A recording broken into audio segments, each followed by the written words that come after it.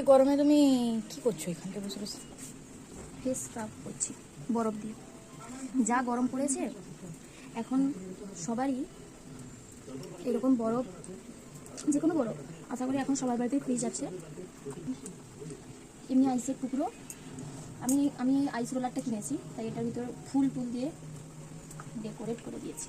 তো তোমরাও চাইলে এরকম করতে পারো, বা এমনি ডিপে তো সবার বাড়িতে বরফ থাকবেই, তো এমনি স্ক্রাব করবে ফেসে, খুব ভালো। এটা করলে ঘাম বেরায় না, যাদের অতিরিক্ত ঘাম হয় অনেকটা কমে যায়। যেমন আমার ভীষণ ঘাম দেয়, ভীষণ, কি ঠান্ডা রে এরিমা। তাই বরফটা এমনি গালে স্ক্রাব করলে সোয়েট মানে ঘাম বেরায় না, তারপরে পিম্পল বেরায় না, আর একটা গ্লো আসে। তো তোমরা প্রায় কন্টিনিউ দিতে থাকবে, বিশেষ করে সামারে খুব ভালো রেজাল্ট পাবে। তোমরা নিজেরাই করে দেখবে, খুব ভালো রেজাল্ট পাবে।